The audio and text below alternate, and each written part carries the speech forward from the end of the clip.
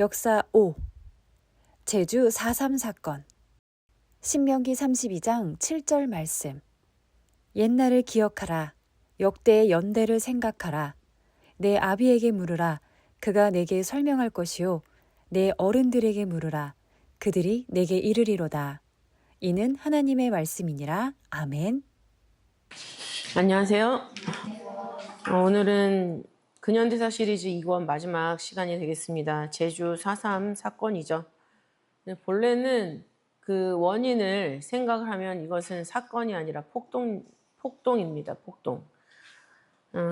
철저하게 우리나라 공산화를 목적을 하고 일으켰던 반란이죠. 스스로 남로당원들이 스스로 군대를 조직을 하고 일으켰던 사건입니다. 그렇다면 왜 제주도인가? 라는 것을 생각할 때 육지로부터 떨어져 있어서 진압이 수월치 않다. 라는 것을 이용을 하기 위해서 남로당원들이 제주도로 한 6만 명 이상 유입이 됐어요. 그래서 그 안에서 각 읍면동 단위로 스스로 인민위원회 자치단체를 만들고 또 그 인민위원회를 기반으로 해서 군사 조직을 만들었던, 그래서 움직였던 그런 사건이 되겠죠. 그래서 중요한 것은 각 읍면동마다 있었던 인민위원회. 육지에서도 전라도나 경상도 우리나라 전역에 인민위원회가 읍면동 단위로 있었어요.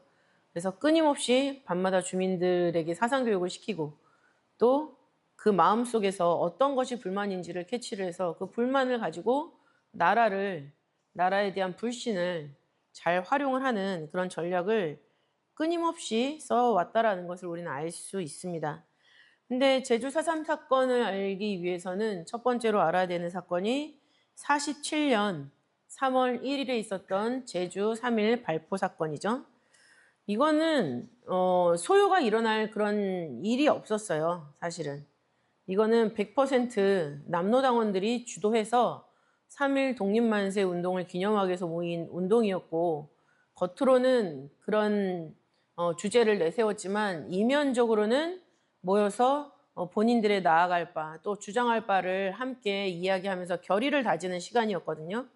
그래서 이거는 시위를 하기 위해서 모인 것이 아니라 본인들의 결의를 다지기 위해서 모인 것이고, 또 사람들을 많이 끌어모으기 위해서 항일 운동 정신이 담겨있는 3.1절 기념일을 이용을 한 거죠. 그래서 3.1절에 제주도 전역에서 모두 3곳에서 이것이 진행이 됐습니다. 제주 북초등학교, 또 오헌중학교, 또 각기 면 단위에서 모였던 그런 모임들이 있었는데, 여기서 외쳤던 구호는 뭐냐면은 독립운동에 관련된 구호는 하나도 없습니다. 구호가 뭐냐면 양과자를 먹지 말자, 신탁 통치를 절대 지지한다, 민족 반역자를 처단하라, 인민공화국 수립 만세 3창을 외쳤습니다. 그래서 겉으로 볼 때는 3.1절 기념이고 우리의 독립정신, 애국심을 고취하는 모임처럼 선전은 했지만 그 자리에서 실질적으로 진행이 됐던 건 뭐냐면은 공산 사상으로 정부 수립을 하는 것을 목적으로 했다라는 것을 알 수가 있죠. 이런 행사가 마친 후에 이제 거리로 다 쏟아져 나왔죠. 시위를 하는데 여기서 일어나지 말아야 될 사건이 벌어지죠. 말을 타고 그 시위대 주변에서 그 시위대를 이렇게 딱 대열에서 벗어나지 않게 보호하고 있었던 그 기마 경찰이, 말을 타고 움직였던 경찰이 아이가 있는 것을 모르고 아이를 쳤는데 그거가 이제 발단이 돼가지고 흐름이라는 게 있잖아요. 정서의 흐름. 그래서 그 흐름을 딱 잡아채가지고 경찰이 역시 인민을 공격한다 라는 이슈를 크게 내세워서 그 행진했던 그 모임은 곧장 방향을 경찰서로 목적을 합니다. 그래서 경찰서를 습격하는 일로 벌어지고, 또 이 당시에 육지에서 파견 나와 있었던 경찰들이 그 공산주의자들로부터, 좌익 세력들로부터 공격받았던 거가 생각이 같이 겹쳐 떠오르면서 총을 발사하게 되는 그런 일이 벌어지죠. 그래서 경찰이 총을 쏘았다 라는 거가 더 위에 얹어진 그런 이슈가 되었고, 그런 과정 속에서 많은 부상자들이 생기고 말았습니다. 그리고 이 경찰서를 향해서 진격하던 사람들, 또 거기서 부상자들이 발생을 하니까 이제 병원으로 갔을 거잖아요. 그러니까 그 병원에도 많은 시위대들이 몰리고 또 구경꾼들도 같이 우르르 몰려다니다 보니까는 이 모임 자체가 전체 군중이 마치 나라에서 지금 진행하고 있는 운영을 반대하고 그다음에 경찰들을 반대하는 그런 모임으로 확대 재생산이 된 거죠. 그래서 이 제주 3.1 발포 사건은 전혀 예상치 못하는 방향으로 진행이 됐고, 이 여파로 인해서 3월 10날 제주도 전체 총파업이 일어났어요. 총파업, 제주도 총파업이 일어나면서 이거에 대해서 뭔가 해결하는, 정리하는 그런 모습이 있었어야 되는데, 어떤 식으로 정리를 했냐면은 발포 당사자 파면했고, 그 다음에 이 총파업에 가담한 경찰들이 또 있었어요. 그래서 그 파업에 가담한 경찰 66명도 파면이 됐습니다. 그러면서 다시 한번 그 제주도 안에 있는 국방경비대도 정비를 하고, 그다음에 경찰들도 재배치를 하면서 정리를 하게 됐는데, 이때 국방경비대 제9연대가 기존에 있었어요. 이 9연대는 46년 11월에 창설이 됐는데, 여기서 보다 더 많은 인원들을 충원을 하기 시작을 했죠. 그리고 2개의 경찰서를 추가 설치를 하고, 또 육지로부터 100명의 충원 경찰들을 흡수해서 받습니다. 그래서 이 사건으로 인해서 미 군정이 제주도를 주목을 하고, 제주도에 남로당원들이 많구나라는 것을 파악을 하고, 이제 그것으로부터 발생할 수 있는 위험 요소를 차단하기 위해서 이제 그 경계태세를 강화하는 그런 모습으로 나타났죠. 근데 이렇게 경계태세가 강화될 때 인민위원회들은 가만히 있었을까요? 그렇지 않습니다. 보다 더 조직적이고 확실하게 제주도만이라도 우리 것으로 만들자라는 그런 목적을 가지고 운동을 일으킨 사건이 1948년 2.7 폭동 사건이에요. 2월 7일에 있었던 얘기죠. 이거는 월북한 박헌영이 지시한 첫 번째 무력 투쟁이에요. 박헌영을 월북한 상황에서 지령을 내린 거죠. 무력으로 투쟁하라는 것. 그래서 이거 자체도 원래 목적은 뭐냐면은 5월 10일 우리 재헌국회 총선이 계획되어 있었잖아요. 그거를 반대하는 것이 목적입니다.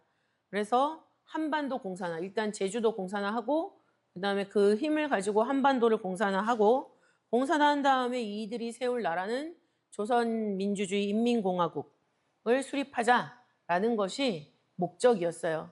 그래서 이때 외쳤던 구호들을 보면은 그 내용들을 알 수가 있는데, 이때 외쳤던 구호들의 내용을 보시면 조선의 분할 침략 계획을 실시하는 유엔 한국위원단을 반대한다. 남한 총선 반대를 얘기하는 거죠. 또 남조선의 단독 정부 수립을 반대한다.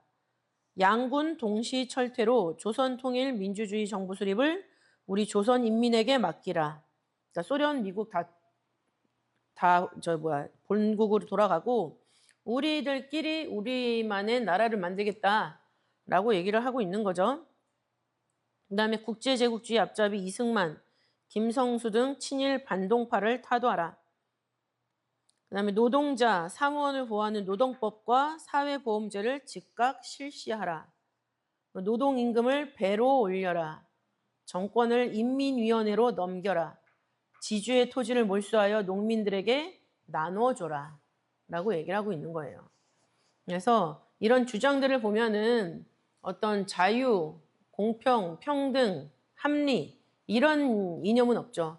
겉으로 내세우는 거는 모든 국민을 이롭게 하기 위해서 뭔가 주장하는 것 같지만, 그 이후에 이것을 주도하는 세력은 좌익 사상, 공산 사상으로 이끌어 가겠다라는 것을 저변에 깔고 이런 구호를 외치게 만드는 거죠. 그래서 이 과정 속에서 제주도에 있는 다리들이 다 폭파가 되고, 그다음에 기관차가 파괴가 되고, 전신주 파괴, 그다음에 해상 파업, 동맹 휴학, 그러니까 모든 것을 놓고 파기하고 안 한다는 얘기예요. 그래서 이런 과정으로 진행이 됐고, 이 3.1 발포 사건으로 인해서 만들어졌던 시위대가 있잖아요. 그게 뭐 조직하려고 만들어진 건 아니었겠지만 그 시위대, 그때 참여했던 사람들, 시위대가 인민해방군으로 개편이 됩니다. 인민해방군으로 개편이 되면서 이때 모였던 사람들이 마지막으로 불렀던 것이 소련 국가예요. 소련을 따라하겠다라고 이제 그런 행동들을 한 거죠. 이 사건으로 인해서 인민 유격대가 이제 편성이 되기 시작하는 거죠. 그래서 시위대가 단순 그 시위하기 위해서 모였던 그 무리들이 인민해방군으로 개편이 됐잖아요. 이 인민해방군은 나중에 4.3 사건에서 만들어지는 인민유격대의 처음 시작점이라고 할 수가 있습니다. 그래서 이 2.7 폭동 사건으로 인해서 이제 전체 제주도에 있는 그 인민위원회에서 각자 군인들을 보충을 하고 그 다음에 군인으로 훈련할 수 있는 인원을 모으면서 지구전들을 준비를 하게 돼요. 그리고 산악지대를 중심으로 인민 유격대를 이제 구성하기 위해서 일을 하기 시작을 하는 거죠.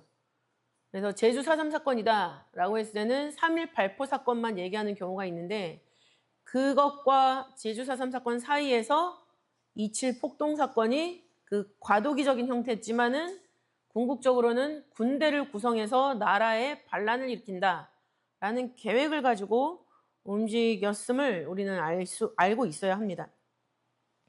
그래서 제주 4.3 사건을 보시면은 제주 4.3 사건이라고 했을 때 지금 사람들이 많이 인식하고 있는 것은 양민들이 죽었다라는 거예요. 제주도 시민들이 억울하게 죽었다. 억울하게 죽은 거 맞죠? 억울하게 너무 많이 죽었습니다. 거기서 있었던 그 인민유역대들도 자기네들을 보호하고 숨겨주지 않으면은 제주도 사람들을 죽였고, 그 다음에 사상 검증이나 이런 것들이 오랜 시간을 걸쳐서 심도 있게 진행되지 못했기 때문에 어떤 그 토벌대들도 그 양민들의 목숨을 앗아간 그런 사건들이 있어요, 분명히. 한쪽은 완전히 그랬고 한쪽은 전혀 잘못이 없었다라고 주장할 수 있는 그런 깔끔한 상황이 아니에요. 굉장히 복잡한 상황 속에서 억울하게 죽어간 희생이 있다라는 거죠.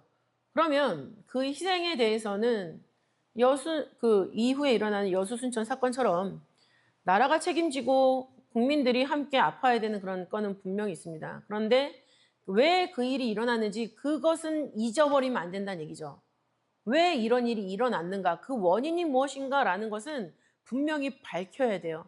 근데 그 원인을 밝히는 거에 대해서는 다 침묵하고 있습니다. 그래서 우리는 이 4.3 사건을 볼 때에도 그 원인에 대해서 생각을 해야 되는데, 이 4.3 사건에 대해서 여러 가지 기록을 보면은 그 여수 순천 사건처럼 마지막을 한 사람에게 짐을 지어서 떠넘기고 있는 그런 기록이 나타나고 있어요. 여수 순천 반란 사건도 14년대 반란이었잖아요, 그게. 근데 그거가 지창수 단독 행동으로 그렇게 많이 기록이 남아 있었는데 여기도 마찬가지입니다. 4.3 사건도 보면은 남한의 단독 정부 수립을 위한 5.10 총선거가 예정되면서 당의 존립이 위협받게 되자 남로당, 제주도당, 골수당원 김달삼 등은 남로당 중앙당과 아무런 협의도 없이 독단적으로 무장폭동을 결정하였다. 라고 이 4.3 사건에 대해서 좌편향적인 기록에 이렇게 나와 있어요. 김달삼, 골수 분자, 아주 또라이, 우리도 해결할 수 없는 그런 또라이가 하나 있었는데 얘를 갖다가 사령관 삼아놨더니 이게 협의도 없이 지 단독 행동으로 이렇게 만들어서 발생한 거다, 걔잘못이다라고 이제 얘기를 하고 있는 거죠. 그러나 이것이 옳지 않다라는 것은 발견된 문건이 있습니다. 서울 남로당 중앙당에서 제주도 남로당으로 전달된 문건이 하나가 발견이 됐어요. 근데 이 문건에 있는 내용이 뭐냐면 2월 중순에서 3월 5일까지 제주도에서 폭동을 일으켜 경찰 간부와 고위 공무원들을 암살하고 경찰 무기를 탈취하라 라는 내용이 있는 문건이 발견이 된 거죠. 그렇기 때문에 김달삼 단독 행동으로 이루어졌다라는 것은 거짓말이에요. 아이들한테 이걸 가르쳐 주셔야 돼요. 그리고 이 문건에는 구호도 적혀 있었습니다. 어떤 구호를 외칠 것인가? 박헌영 선생 체포령 즉시 철회. 그리고 인민위원회로의 정권 이양. 마지막에 김일성 장군 만세. 이 세 가지 구호가 적혀 있어요. 그래서 이 구호를 전달받은 김달삼이 행동을 한 것이 제주 4.3 폭동 사건이에요. 폭동이 일어났고 이 폭동으로 인해서 살려는 자와 진압하려는 자 사이에 희생된 양민들이 많이 나타났다라는 부분. 그래서 우리는 원인을 알고 그다음에 과정을 알고 결과를 알면서 우리가 전 국가적으로 전 국민의 마음으로 해결해야 될 건 해결해야 하는 거지만은 우리의 정신은 다시 한번 바로 세워야 된다라는 거죠.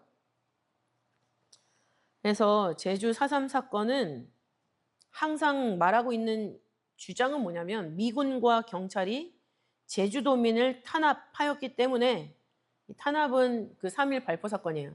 탄압하였기 때문에 그에 대응하려는 목적으로 제주 4.3 사건이 일어난 것이다. 이렇게 얘기를 해요. 거짓말이죠. 미군과 경찰이 제주도민 전체를 상대로 탄압하려고 한 거 아니잖아요.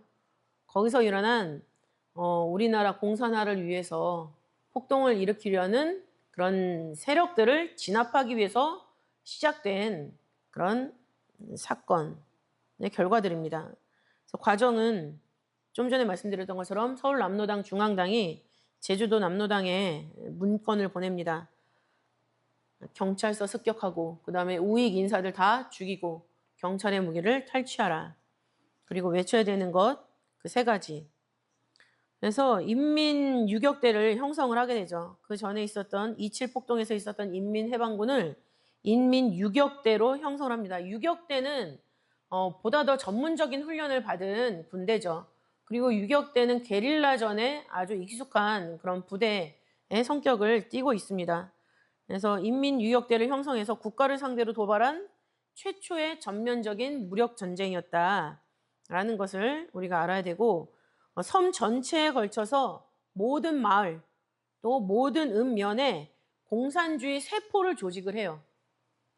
사람들의 공감대를 끌어내기 위해서 세포 조직을 말하는데 이 세포 조직은 3명으로 구성되어 있습니다. 1명의 지도자와 선전원, 보급체. 그러니까는 그야말로 아주 작은 규모인 거예요. 그래서 그 셋이서 한 읍을 다 장악을 하는 거죠. 한 동을 다 장악을 하는 거예요. 그리고 다니면서 사람들에게 그 사상을 심어주고 우리가 이거 갖다가 한꺼번에 목소리를 낼 때가 있다라는 걸 위해서 준비를 시키는 겁니다. 그래서 규모가 큰 읍면에는 미군정이 무너지게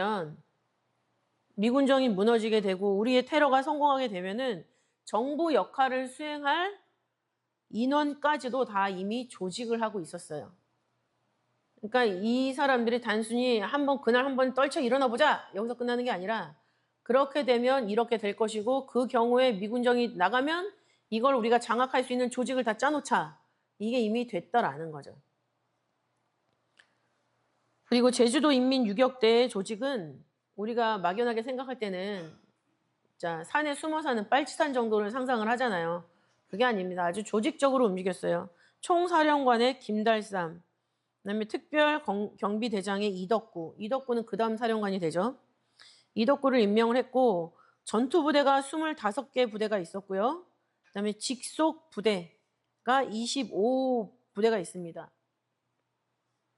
그리고 읍면 단위로 한두 개의 유격 중대와 자위대가 각각 편성이 됐어요. 그러니까는 그 각 읍면 단위로 그 동네마다 적어도 3개 정도의 군대가 있었다라는 사실이죠. 그래서 인민유격대는 저는 그냥 막연하게 생각할 때는 그랬어요. 그냥 어떤 산에서 숨어서 어떤 부대를 뭐 100명에서 한 200명 정도 모아서 훈련시키지 않았는가라고 그냥 막연하게 생각을 했는데 보니까 그것보다도 훨씬 더 아주 기초 단위부터 시작해서 군대의 어떤 면모까지 갖추면서 이렇게 제주도의 전역에 이거를 심어놨다라는 것을 딱 보니까 너무 충격적이더라고요. 그래서 본부는 한라산에 설치되었고, 한라산 애월면 샛별 오름 하단에 들판이 있는데 거기 훈련장을 설치해서 군사 훈련을 실시했다고 합니다. 인사 장교가 있어가지고 인원 모집도 활발하게 돼서 이 제주 사삼폭동이 최절정에 이르렀을 때는 이 인민유격대 인원 전체가 4,000명까지도 됐었대요. 엄청나게 많은 거죠. 그러니까 그 4,000명을 속군해낼 때는 진짜 엄청나게 서로 피해 공방이 있었고, 그 사이에서 양민들이 희생되는 거는 진짜 불보듯이 뻔한 그런 결과였죠. 그래서 무장 병력 중에서 10% 미만만 소총을 가지고 있었고, 나머지는 일본 사람들이 버리고 간 일본 칼, 일본도를 가지고 있었고, 죽창, 이런 것을 가지고 이제 싸우기 시작했는데, 우익 인사들과 친하다는 이유로 이 사람들이 죽인 부녀자들이 엄청 많아요. 사진에서도 보셨지만은 어떤 청년단, 대동청년단이라고 우익 청년 단체가 있었는데, 거기에 있는 어떤 사람과 친하다는 이유로 그 친한 사람의 와이프를 데려다가 죽였는데 임신 9개월이었대요. 근데 그 임신 9개월의 배를 죽창으로 찔려 죽였다는 얘기죠. 그러니까 그 잔인함은 상상을 초월한다는 것을 알 수 있습니다. 이게 저는 대학교 딱 들어갔을 때 들어가서 쭉 전시되어 있는 사진들이 있어요. 처음에 합격 보러 갔을 때는 없었는데 입학하니까 사진들이 쫙 붙어 있더라고요. 근데 그게 뭐냐면은 죽인 학살당한 사진들. 근데 그 학살당한 사진들이 보면은 지금 생각을 해보면은 꼭 본인들이 그렇게 투쟁하거나 해서 억울하게 희생당한 그런 것만은 아닌 거예요. 이런 우리나라에 존재했었던 이런 양민들의 학살 사진을 다 걸어 놓으면서 그것이 나라에서 잘못했기 때문에 이런 일이 벌어졌다라는 것을 막 입학한 신입생한테 보여주는 거죠. 저도 그거 보고 굉장히 쇼크 먹었거든요. 전쟁이 그냥 전쟁이 아니었어. 이런 거였어. 여기서 아무것도 모르는 사람은 죽임을 당했어. 이런 식으로 이제 세뇌를 당하니까.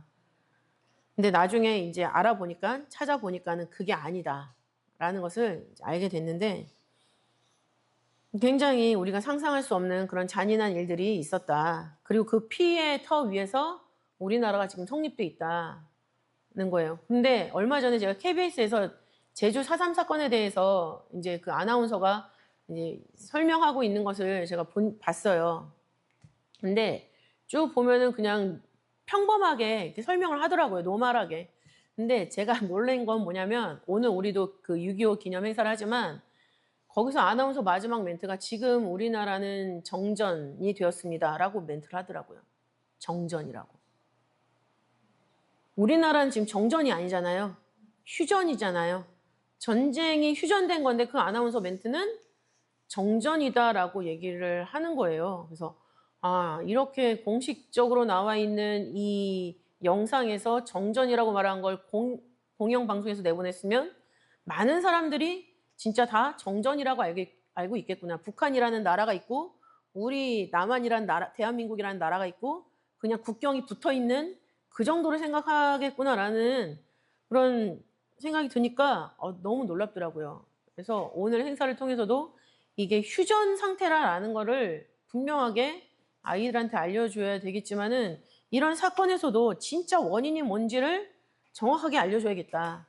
그리고 원롱사님은 이 6.25 전쟁의 원인을 거슬러 올라가서 여수 순천, 그다음에 또 거슬러 올라가서 4.3, 그리고 거슬러 올라가서 구한말의 그 지도자들의 썩은 정치 문화 행정들을 겨냥하고 있으시잖아요. 일단 국민의식이 깨어 있어야 되는 것을 굉장히 강조하신 거예요. 국민의식이 깨어 있어야 하고 지도자들이 바로 서야 되고, 그 다음에 자신의 이익보다는 나라를 위해서 희생할 줄 알아야 되고, 그러니까 그거가 있어야지 나라가 존립될 수 있다는 것, 전쟁이 일어나지 않을 수 있다는 것을 말씀하고 있는데, 지금 우리나라 현상도 보면은 다 누군가를 세워놓고 공격하기를 좋아하는 거지, 내 스스로의 애국심을 돌아보고 나는 나라를 위해서 무엇을 할 것인지를 고민하지 않잖아요. 그러니까는 우리는 근현대사 1, 2, 3, 4권을 읽었지만 1권을 제시한 목적도 우리는 모르고 있는 거나 마찬가지예요, 사실. 1권을 구한말로 시작을 하셨던 건 뭐냐면 지도자의 그런 어떤 정신도 너무 중요하고 백성들의 정신도 중요하다라는 것을 일깨워 주시는 거예요. 그렇다면 나는 어떤 정신을 가질 것인가? 이런 걸 생각을 하고 그 똑바로 된 정신을 가지고 어떤 폭동이나 사건이 있었을 때 그 원인이 무엇인가?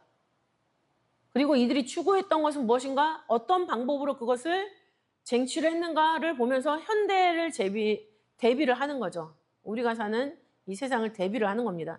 그 능력이 갖춰져야지만 근현대사 시리즈 4권을 다 제대로 읽고 그 책에 영향력을 받은 사람이 되는 거죠.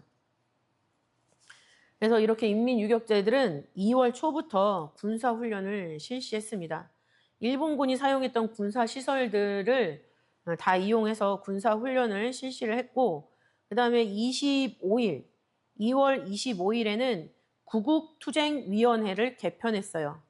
구국투쟁위원회라는 것을 만들었다는 거죠. 이건 뭐예요? 군사훈련만 하는 게 아니라 그 각 읍면동 단위로 3사람 이상의 세포 조직이 있었다고 했잖아요. 그 세포 조직을 통해서 사람들, 제주도민들을 계속 만나고 접촉하면서 나라를 위해서 우리가 어떤 투쟁을 할 것인가 그 학습 운동도 지속해서 펼쳐나갔다는 거죠.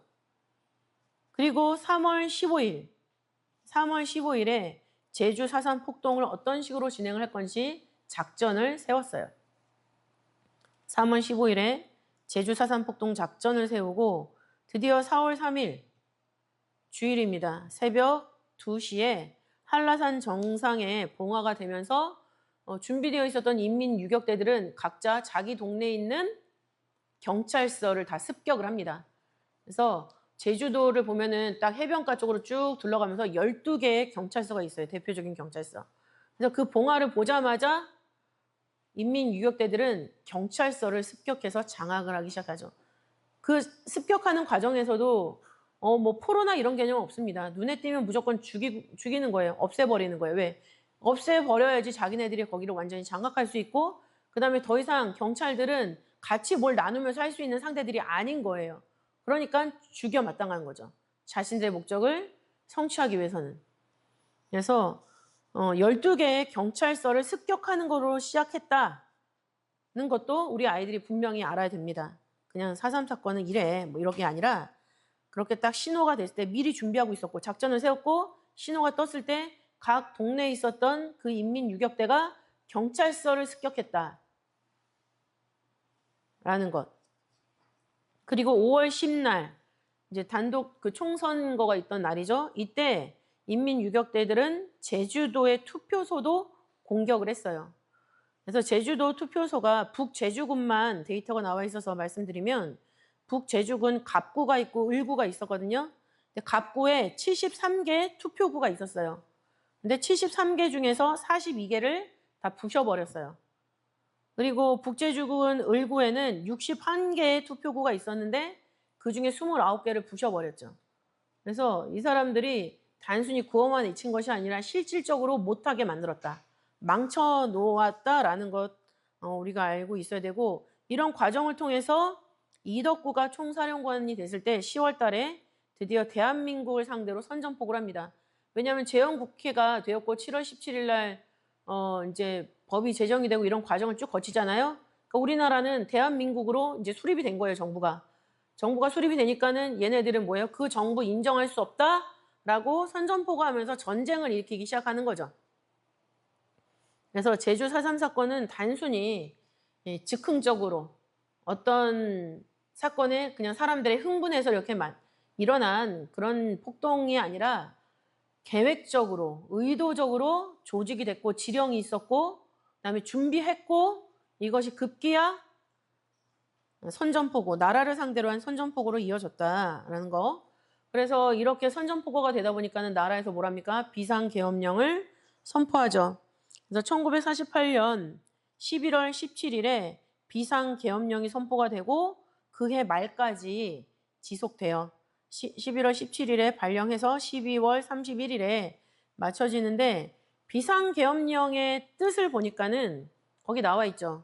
뜻밖의 긴급한 사태 때 대통령이 군대의 경계를 선포하는 명령으로 나라의 형편이 위태로울 때 이것을 바로잡고자 시행하는 법률이죠. 나라의 형편이 위태로울 때. 그래서 이 심각한 이때 비상계엄령이 발령이 되었고, 그 다음에 1948년 4월 3일 폭동이 시작된 이후로 일단 1949년 6월 7일까지를 보면은 약 1,500여 명의 폭도들의 명단 중에서 100명만 빼고 다 진압을 했습니다. 100명 정도, 100여 명 남기고 다 진압이 됐다. 그러니까 약 1,400명 정도가 다 진압이 됐다라는 거죠. 이 사이에서 최소 14,000에서 최대 3만 명 정도의 인명이 희생이 됐고요. 그 다음에 이게 너무 서로 죽고 죽이는 게 계속 반복 엎치락뒤치락 되니까 이것을 피해서 일본으로 피난한 난민도 약 4만여 명이 된다라는 기록이 있습니다. 그리고 최종적으로 이제 정리가 된 거는 1957년 4월 2일 마지막 공비 오인권이라는 이름이죠. 오인권이 잡힐 때까지 만 9년 동안 지속됐던 6.25보다도 길었던 전쟁. 6.25보다도 길었던 전쟁입니다. 그리고 그 과정 가운데 1949년 5월 20날 합동 위령제를 지내죠. 제주도에서. 그러니까 그때 당시도 문제점을 알고 있는 거예요. 죽고 죽이고 엎치락뒤치락 하면서 이게 맞냐 틀리냐 엄청난 자기 편들 서로 같은 생각을 갖고 있는 사람들 사이에서도 싸움이 있었을 것이고 그 다음에 거기서 진짜 양민들이 학살되고 있다라는 문제를 알고 있었을 거고 그래서 49일에 결과적으로는 합동 위령제를 지내고 그 다음에 7월 7일에는 한라산 정상에 제주도민의 이름으로 평정비를 세웁니다. 평정비는 육군이 공산당 세력을 소탕했다고 판단하고 제주도민 이름으로 세운 비석이라고 거기 적혀 있죠. 그래서 최종적인 공비를 소탕할 때까지는 굉장히 오랜 시간이 걸렸지만 가장 격렬했던 시기는 이제 49년까지다라고 우리가 알 수 있죠. 그래서 이 4.3 사건에 대해서는 여기서 양산된 많은 피해자, 선의의 피해자들이 있어요. 피해자들이 있지만 중요한 것은 뭡니까? 약 제주도로 유입돼 있었던 그 6만여 명의 공산당원들이 일으킨 반국가적 무장 반란이라는 것을 우리는 기억을 해야 됩니다. 그리고 무엇보다도 우리가 확실한 근거를 댈 수 있는 것은 우리나라 좌파 정권 제일 첫 번째가 누굽니까? 김대중 전 대통령이죠. 그죠? 근데 그 김대중 전 대통령이 제주 4.3 사건이 공산당들이 일으킨 폭동이라고 얘기를 했습니다. 1998년 11월 23일 CNN과의 인터뷰 도중에 기자가 질문을 해요. 한국과 미국 정부는 1948년 제주 4.3 사태에 대한 진상을 서로 언제 어떻게 공개할 계획인가? 라는 것을 질문을 합니다. 근데 이 질문에 대해서 답하는 과정 속에서 김대중 전 대통령이 어떻게 얘기했냐면 원래 시작은 공산주의자들이 폭동을 일으킨 것이지만 많은 무고한 사람들이 공산주의자로 몰려서 억울하게 죽임을 당했다. 이렇게 얘기를 하죠. 근데 이 말은 여러 가지를 생각할 수가 있어요. 일단 원인이 공산주의자들이 폭동을 일으킨 것이다 라고 김대중 대통령이 말했다는 거. 가장 객관적인 근거가 됩니다. 제주 4.3 사건이 아니라 폭동이라는 것이. 원인에 포커스를 맞추면 폭동이에요. 근데 과정에서 나타난 걸 보면 사건이 되는 거죠. 근데 우리가 지금 근현대사를 공부하는 건 뭐냐면 원인이 무엇이었는가라는 거를 우리가 보는 거예요. 그러니까 원인에 포커스를 놓고 생각하는 우리들에게는 제주 4.3 폭동 사건인 거예요. 왜? 그거가 나라를 힘들게 한 원인이었기 때문에 그 원인을 제거하자라는 의미로 얘기하는 거지 그들을 정죄하자 라는 의미로 얘기를 하는 건 아니거든요. 근데 그 뒤에 나온 많은 무고한 사람들이 공산주의자로 몰려서 억울하게 죽임을 당했다. 공산주의자로 몰려서 억울하게 죽임을 당한 사람도 분명히 있지만 이때 이 인민유격대가 자기네들에게 협조하지 않는다고 죽인 양민들도 많았습니다. 그리고 또 뭐라고 얘기했냐면 한국에서는 공산주의를 지지한다고 나서고 공산주의로 행동하지 않으면 언론의 자유도 있고 신체의 자유도 있다.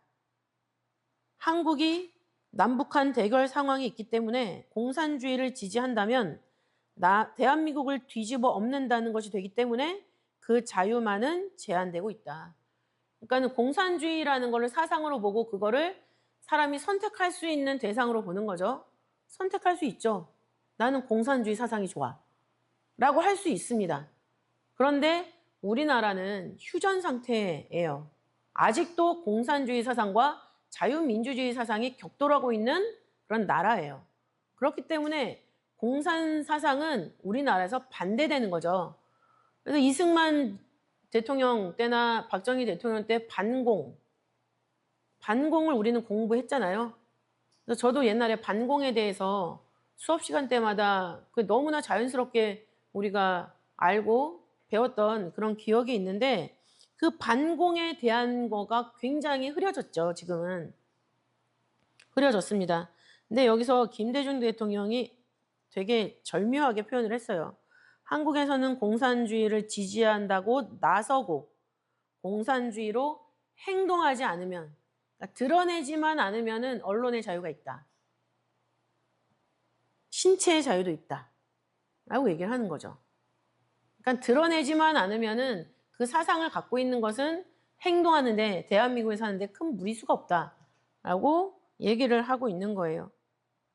그리고 분명히 알고 있습니다. 김대중 대통령도 공산주의를 지지하고 나서고 행동하면 그것은 대한민국을 뒤집어 엎는 거기 때문에 그 자유를 주지 않는 것이다. 그러니까는 알고 있는 거죠. 이 저변에 본인이 가는 길이 어떤 결과로 갈 것이고 또 이거를 지지하는 사람들의 성향이 무엇을 목적하는지 다 알고 지금 이렇게 얘기를 하는 거예요. 그럼 우리는 여기서 다른 생각을 여러 가지를 생각할 수 있지만 아이들한테 알려줘야 될 건 뭐예요? 제주 4.3 사건의 원래 시작이 공산주의자들이 폭동을 일으킨 것이다. 라고 말한 거를 좌익 성향의 김대중 전 대통령이 시인했다. 그것도 미국과의 인터뷰에서. 그 부분을 아이들한테 분명히 알려주면 좋겠습니다. 근데 이것도 그거 한 부분만 딱 떼서 애들한테 얘기해주면 아이들이 어디 가서 친구들이나 학교에서 얘기를 할 때 공격받을 수 있어요. 근데 분명히 이거는 전체적인 흐름 속에서 우리가 무엇을 집중해서 봐야지 지금 현재를 제대로 볼 수 있는가. 그 맥락에서 원인들을 처음부터 다시 한 번씩 딱딱 짚어주셔야죠. 1권은 이런 목적이고 2권은 이런 목적이고 3권은 이런 문제가 있었고 이런 문제가 해결이 끝내 안 됐기 때문에 6.25 전쟁이 일어난 거야. 그런데 그 전쟁은 정전이 아니라 휴전이야 라고 얘기를 해줘야죠. 그래서 지금 우리가 사는 것도 이 역사가 이미 다 끝나고 정리됐고 그 다음에 우리가 살고 있는 게 아니잖아요. 이 연장선상에서 사라지고 있는 거예요. 그러면은 이 시대를 사는 우리는 어떤 역사의식을 가지고 지금을 살 것인가 라는 부분에 대해서 아이들이랑도 충분히 자유토론하시고 자유토론을 통해서 마지막 순간에 진짜 빼도 박도 못할 객관적인 근거를 딱 제시를 해주셔가지고 애들이 혹시나 다른 생각을 갖고 있을 때 그 생각을 딱 멈출 수 있는 커다란 바위덩어리로 사용을 해주세요. 그랬을 때 오늘의 기념도 특별한 의미로 다가오고 또 우리가 자유민주주의로 살아야지 공산주의로 살면 안 되는 거잖아요. 이때 지주들의 토지를 우리에게 돌려줘라 라는 것도 제가 지난주에 말씀드렸지만 김일성이 무상몰수, 무상분배를 했어요. 그러나 그거를 팔 수는 없었다 그랬죠. 그리고 소작료를 내는 대신에 나라에서 걷어가는 게 엄청나게 많았다고 말씀을 드렸잖아요. 또 미처 걷어가지 못한 거는 애국미를 내라 라는 것으로 뺏어갔다고 말씀드렸잖아요. 사실상 이름만 바꿔서 소작농을 부린 것이지 국민을 생각해서 인민을 생각해서 그거를 실시한 정책이 아니었다. 그러니까 당장 배부르다고 뭐가 제대로 돌아가고 있는 게 아니라는 겁니다. 이게 나라의 역사성에서도 봐도 그렇지만 우리가 이 모든 터전에서 신앙생활을 하잖아요. 내가 당장 뭐가 막 현실적으로 이루어지고 뭐가 된다고 해서 이게 내가 잘 믿고 있는 거구나 라는 게 아닐 수 있어요. 사단도 죽고 살리는 것 빼고는 마음대로 할 수 있어요. 사단이 주는 달콤함일 수가 있다는 거죠. 그래서 중요한 건 내 현재의 어떤 불편함, 편리, 또 유불리 이런 거를 통해서 내가 어떻게 살 것인가 삶의 방향을 결정하는 게 아니라 과거의 역사 속에 어떤 올바름에 대한 원인, 또 올바르지 않음에 대한 원인, 그거를 딱 보면서 우리의 미래를 결정할 수 있는 안목을 키우는 것, 그것이 가장 중요하다라는 그런 생각을 갖고 있습니다. 그래서 우리가 책 7권 그리고 근현대사 시리즈 2권 잘 마무리가 됐고 그 다음에 다음 주부터는 9권 들어갑니다. 9권 들어가서 하반기에 우리 아이들이 성막을 잘 공부하면서 또 12권 내용이랑도 연결되는 부분이기 때문에 12권이랑 같이 우리도 뭐 읽기를 진행한다거나 그러면 좀 효과적이지 않을까라는 생각도 듭니다. 기도하시고 주기도문하고 마치겠습니다. 사랑이 많으신 아버지 하나님 감사드립니다. 아버지 근현대사 시리즈에 있는 우리나라에서 일어났던 아버지 가장 중요한 핵심이 되는 그런 사건들을 저희들 공부할 수 있도록 도와주시고 아버지 이것을 공부함으로 말미암아 아버지 나라에 대한 정확한 역사의식을 갖게 하시고 또 어떤 사건을 대할 때 아버지 원인이 분명하고 그것을 통해서 과정이 어떻게 일어났고 또한 과정 가운데 양민들은 또 어떻게 속았고 아버지 그것을 이용해서 또한 어떠한 잔악한 일들이 일어났는지 저희들 이렇게 보았습니다. 이렇게 사건들을 보았을 때 그 면면이 아버지 그 좌익 세력들의 그 방법은 너무나도 똑같습니다. 아버지 백성들의 그 삶 속에 파고 들어가서 그들의 불평과 불만을 이끌어내고 아버지 아마 어려운 것을 긁어주는 것 같지만 아버지 피가 나도록 긁어서 잘못된 선택을 하게 만드는 아버지 그래서 그것을 이용해서 본인들의 목적을 달성하는 그런 방법들을 저희들 보고 있습니다. 아버지 저희들 이 모든 것을 보면서 저희들이 역사를 어떻게 봐야 되는지 아버지 역사적인 안목 또한 모든 현상을 바라보는 객관적인 안목을 아버지 저희들에게 더하여 주셔서 우리나라가 다시는 어려움에 빠지는 일이 없도록 한 사람 한 사람의 국민들이 깨어 기도하게 하시고 말씀의 터 위에 올바른 역사의식을 갖게 하시고 아버지 그 기도의 수가 찼을 때 아버지 하나님께서 우리나라를 그야말로 자유민주주의의 청정지역으로 만들어주시는 그런 놀라운 역사 아버지께서 허락하시는 줄 믿사오니 아버지 그것이 이루어지기까지 저희들 긴장을 늦추지 아니하고 아버지 앞에 정말 나라를 사랑하는 그런 애국심을 애국혼을 끝까지 살려나갈 수 있도록 인도하여 주시옵소서. 아버지 주신 말씀에 감사를 봉헌합니다. 아버지 저희들의 봉헌 너무나도 부족하지만 저희들 아버지 앞에 간절한 믿음으로 바치오니 아버지 이 봉헌을 흠양하시고 아버지 저희들이 하나님을 더 잘 믿을 수 있도록 이끌어 주시옵소서. 감사드리오며 사랑이 많으신 예수님 이름으로 기도 올려옵나이다. 아멘.